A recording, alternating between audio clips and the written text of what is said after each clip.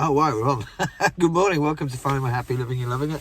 It's me, Ellie J. Take these glasses off because it's not a good look either way, but hey, there you go. It's the 16th of December. We have an assignment due in tomorrow for the university. I'm doing a history degree. I've got to write a 1,500-word essay on evidence I can get for changes in England between 1488 and 16 something or other, based on indented servitude. Currently the word count stands at 0. So we have the assignment due in at 2 on Thursday. So that gives me a rather splendid, about 30 hours in which to try and write this. I don't know why I get into this situation all the time, but I do. I'm really bad at pacing myself. Horrible day, sat in the car, just about to pop into Asda's, get a sausage bap, some chocolate milk, and hopefully that'll kick-start me and get me going. We're running towards Christmas, which is going to be different this year, I guess. I'll be stuck in a support bubble. Not stuck, that's the wrong word. I'll be with my children, which is cool. And providing the government doesn't have a hissy fit and decide that it's really not a good idea and try and stop it, and I really don't see how they can at this stage. They've given everybody the impression that there will be this bubble from the 23rd to the 27th. And I'd rather, I appreciate there's concerns about what's going to happen and we're going to have another mass outbreak. If people actually do what they're supposed to do and they just stay locked in their bubbles, they don't go wandering around other places, and hopefully that should be fine. I'm not too worried about New Year's. I can go do one this year, to be honest. Last year's really didn't give us much joy. And I'm not sure what 2021 will bring, but we'll wait and see. Obviously the vaccine's out there now, so things may start to get a little bit better. And then maybe the world returns back to normal a little bit, which would be cool. Start a podcast, which is interesting because that's much harder than you think it is. I don't really like doing videos because, this is what I look like, but it is what it is. And so therefore I just got to get on with it. But the podcast is cool. It's quite interesting to try and put together a recording. It's much harder than you think it would be. I tried to do a 1-minute trailer as a kind of first thing out there just to get it out and about. And it took me 45 goes. I don't know why. A minute, 60 seconds. You've just got to talk for 60 seconds. But 44 of those were just absolute waffle. And 45th wasn't much better, to be honest. By that time, I'd had enough. So I just put out whatever was on there. Since then, we're now available on Google Podcasts. We are available on... I think the only one we're not available on at the moment is Apple. You can't find me on Apple. You just basically look for Finding My Happy Living It, Loving It. The 1-minute trailer's out there. I have recorded another one, but I just want to redo that, if at all possible. Not quite happy with it, but at the moment the priority is to get this bloody essay out of the way, and then I can concentrate on putting another one out, hopefully in the middle of next week, and get that going. There's not much else to do at the moment with the weather. Little bike's just wrapped under its covers, just getting a beating. Though I did manage to get it out Saturday and do some riding on it. Hopefully we'll get back to normal next year and get back on our travels. I'm just desperate to get out and travel again and get under the tent and reenact hopefully what I didn't do last year, which is try and get to Spain. So the idea this summer will be to arrive through France again, probably down the west coast again to the Pyrenees, cross over into Spain, do a little detour to the right, I think it is, if you're looking down a map, to pick up the Picos before going down to Gibraltar, and then back up the other side and all the way back, and just take in as many kind of historical places as I can in Spain. We've just covered the Spanish Civil War last year and again this year. There are some places I'd like to go and see. And it should be, if the weather's good, I mean, the danger will be too hot, but that's just the way it goes. But it'd be great again to be out under canvas and just chilling, to be honest, and bring you some decent videos of different places, different climbs, decent campsites, a bit of history in there as well, which is predominantly, I think, where the channel will go, combined with really just looking at some of the issues that we've got today in relation to past historical events in a way. So not connecting them. There's always this argument between historians about, you can't do that, it's borderline journalism, or models are sacrosanct and you can't touch them, academia rules, all that kind of stuff. But I'm not a big believer in that. I think history is one of those things that it's there for a purpose. We should learn from history, and all we seem to do is just replicate mistakes that we make all the time. I mean, you can go back through history and we just end up doing the same again and again and again, whether it's social, political, financial, there is very much a cyclical cycle to all of it. Well, we didn't need the word cycle in there because cyclical means that, obviously. So I was just looking at, we've done quite a big study on the 60s, looking at all the student activation in the 60s and the things that were prevalent then. Obviously, anti-Vietnam demonstrations were quite big. And if I use the word obviously one more time, I'm going to give myself a beating with a fish. There is nothing obvious about anything if you don't know it. So we looked at that. We looked at how students had a much greater voice in the 60s, and they were much more connected. We didn't have internet or any of that kind of thing, but the student movement across most of Europe was very strong, and of course into America as well, which was the main driver with things like environmentalism, well, whatever, came to the fore early 60s. We had the civil rights movement in the 60s as well, obviously through, I said it again, let me just go get a fish and give myself a damn good thrashing with a salmon. But yeah, so we had the civil rights movement come out. I mean, we've looked at things like Alabama, the bombing of the church there, the rise of Martin Luther King, and the protest movements in Alabama and Selma and places like that as well, and his speeches, and then into things like Malcolm X, and from there into the Black Panthers, then the rise of the Vietnam War and the demonstrations against the Vietnam War, and students were really prevalent in all of that. They had a massive voice. And then you switch to today, and you just think, well, we've still got those issues. We've seen with Black Lives Matter in America and how that spread, and there was quite big protests across the world in regards to that. But you think, just from there, that's what, 60 years on, and nothing seems to have changed much in that regard. And neither has the environment. We look at the environment, that's still a major issue. And we look at the rise of Greta Thunberg, and yeah, she had a bit of a peak for a couple of years, but that seems to have gone quiet again. And it's not as if we are repairing the climate or we are being better environmentally. It's just we don't seem to say much anymore. Then we got the economic kind of conditions that are going on as well, with COVID on the top of that. So for me, this kind of decade, is certainly the 2010s onwards, well, probably 2008 onwards, when we had the financial collapse, is very reminiscent in a way of the conditions underlying the big protest movements in the 60s. I mean, there is this dislocation, I think, between how we think we should be living, what our lives should be, and we are a generation that technically we have everything. I mean, I've got excuse my finger there. I've got a 20-year-old son, and he can't think of anything that he wants for Christmas. I mean, in that regard, you know, they pretty much do have everything that they need, and yet there is this underlying sense that something isn't, you know, we're missing something in society. Society's not quite the way that we'd want it to be. You know, I've been discussing it with my peers. I'm 57 years old. I took the decision to drop out of work in 2018, mainly because I'd had enough.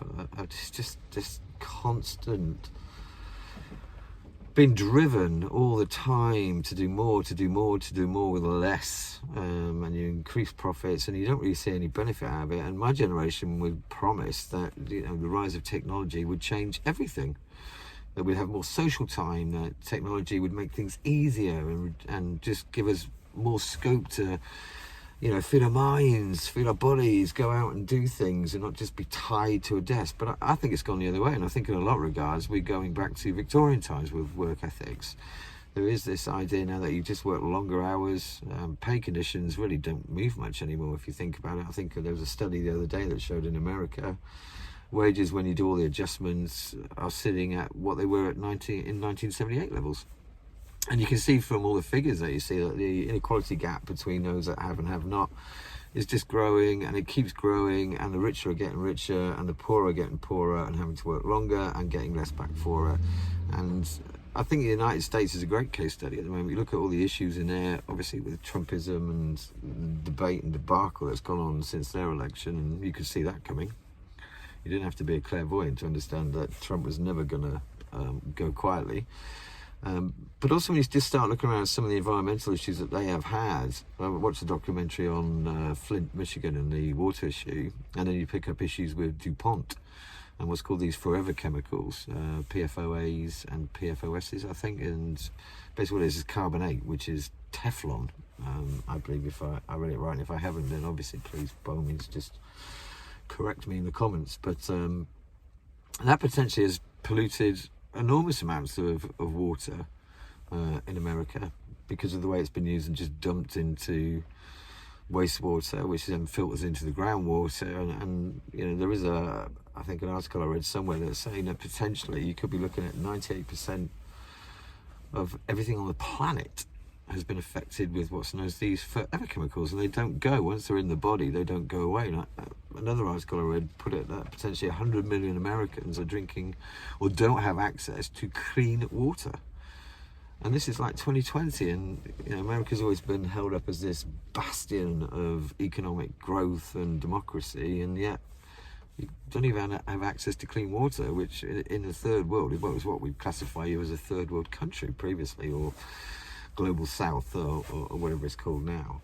So I think there's a lot of things that are going on that we should have a voice about, that we should be more aware about. And what I'd like to do is really turn the channel into some of that as well. So just to encourage debates, just to encourage people to question and just not sleepwalk into things, which I think is a real danger at the moment. I think with all the upheaval economically, with the 2008 crash, and how governments are still involved in the markets to keep that from just totally collapsing, with COVID-19 on the top now as well, and obviously the damage that has done to businesses and people, and the economic effect that's going to then have as well going forward. These are concerning times, and I think we need to pay attention to what's happening. Some of you may already have seen this thing about the Great Reset. I haven't read enough of it yet to make a judgment on it, but fundamentally it's a weird idea, and the fact that it appears on something like the World Economic Forum as a discussion topic kind of makes you realise that it's something that is being considered, even if it's just on a kind of fringe element. But I think the underlying strapline that I've seen in a couple of videos that I've watched in regard to it, and I need to do a lot more reading on it, is this idea that we'd move towards a society where we don't own any private property, and we don't have any privacy, and yet we'll be happier, which is an interesting concept. For me, the property one's not a big issue. I mean, I don't have a house. I'm never likely to have a house now, so that's just the way life is. And as I found when I was on my trip last year, I was the happiest I'd ever been, just in a tent with nothing. Lucky enough I have a little charger on the bike so I could charge my phone and things like that, but I always camped in places where there's no electric. I'm not interested in carrying electric appliances and electric hookup. I love that really basic fundamental element of almost just being a nomad, of getting up every morning, just finding enough, you know, being able to get food, water, and just keep moving. I really like that. I liked the isolation. I like being away from all the hustle and bustle. And I have to be honest, if I'd had the money and my little girl's birthday fell in the trip, so I had to go back for that, I would have kept on going. So that's the fundamental thing I've got to change this year, is I've got to be able to financially support myself, and find a different way of doing it. I have temporarily gone back to work. I think COVID-19 has caused many people to have a rethink on what they were doing. I think the priority now is, I'm still 2 years, well, I'm in year 2, so I still have a year and a half to go with a degree. So I'm a little bit bound by what I can do. So I've taken a little part-time job back where I used to work, 16 hours a week, just to keep some sort of money coming in when I try and sort out the longer-term goal of being financially free, and not tied down anywhere, and travel. So yeah, I just want to have a look at things like that. I want to have a look at the environment and the issues and open it up for debate. I want to have a look at what people are doing to take back their own control. Never drink coffee before you try and do a video. I'm battling at the moment. And I want people who've done things to come on the channel. I just want to share other people's story and open it up for further sort of debate, and give people an idea of what you can do if you really set your mind to wanting to not carry on the way that life is. I got to 2018 and for me that was enough. I just didn't want to do it anymore. I didn't like the stress. I just found I wasn't able to function again. Really tired at weekends, just not getting much joy out of life at all. And it is a gamble. And I did have to access some of my private pension to keep me going. So now I've got to come up with all the good things as to how I'm going to keep doing that going forward. Because the one thing I don't want to do is have to go back into that 9 to 5, Monday to Friday. For me, I just think it was a killer mentally. I just can't cope with that. So I want to look at the environment. I want to look at capitalism, how that's predominantly just out of control. And and what are the viable options? Now, I'm not a communist, I'm not a socialist, and whatever, really, because I think fundamentally you can say all those things, but the world is underpinned by capitalism, whether you like it or not. You can be a communist country, or severe communist or severe socialist or whatever you want to call it. You are still dependent, because the way the world is, everybody is interconnected economically. You are dependent on the capitalist model. You have to access banks. You have to trade, you have to do all those things that any other country can do. The only difference is you're running a different political model. And as we know, no political model ever runs the way it was designed in theory anyway. There's nothing wrong with models, it's the way politicians corrupt models. That is always the issue. And I can't think of one society in the world off the top of my head where there isn't, wherever you're in communism, whatever, where there aren't people who are richer than other people. It's just unfortunately the way of the world. But I do feel that certainly when you start looking at films like The Corporation, you look at Walmart, you look at the Alec Group, you look at the Koch brothers, you look at the way lobby groups interfere with and guide a lot of the politics and policies that are put into place for their benefit. It is quite worrying, and I think we do need to come up with something different. So I'd be really interested to listen to people who have taken back control that way, have bought out their companies and running it as a cooperative, have come up with a different way of doing things, and just see how they're getting on, how successful that is, how hard it is. And I'm open to people from the other argument as well. I think debate's important, and debate allows you to make a reasoned decision, so for and against, and then you make a decision depending on how you feel about it. I think that currently at the moment we are just fed absolute rubbish. I think news-wise that's been a catastrophe ever since the internet was born, really, and I think this year has really showed it through Twitter, and just how Twitter and Facebook and all those things, how they're now used politically to drive any propaganda message that you want to absolutely millions and millions of people. There's no filter on these things at all. And it's very easy, as we've noticed with Trump, to just keep putting out information again and again and again, even when it's not correct. And it's not correct, but through the process of the internet, how it's picked up through Twitter, how it's retweeted, and how that can just keep going on and on. I mean, Trump, probably equally as good. Trump's very good at putting out the same message, law and order, law and order, law and order, until those sort of things become normalised. They just become a routine part of the language or the discourse. I think it's time that we stopped and we started using our brains and not just accepting everything that is put out on social media. And news is just equally the same, unfortunately. News always is biased, depending on who owns the stations or the papers or whatever their affiliations are. And I think that's the danger of the society now. I'm not sure we really get balanced reporting anymore. And that's concerning. And I do want to look at this idea of the Great Reset. I mean, that potentially quite worries me, to be honest. I don't really understand who benefits out of that. I think the phrase now is stakeholder capitalism, but it's still capitalism, and that still means that somewhere in that model, you and me, the average person who just has to get up and go to work every day, are still probably not going to benefit much from it. So we'll look at that stuff as well. But yeah, fundamentally, I hope next year I'll be out on the bike a lot and I'll be visiting places and I can give you some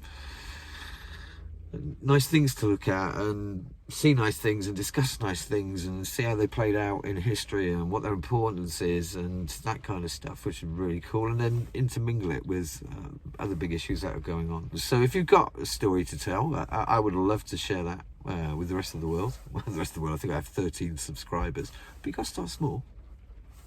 These things take time.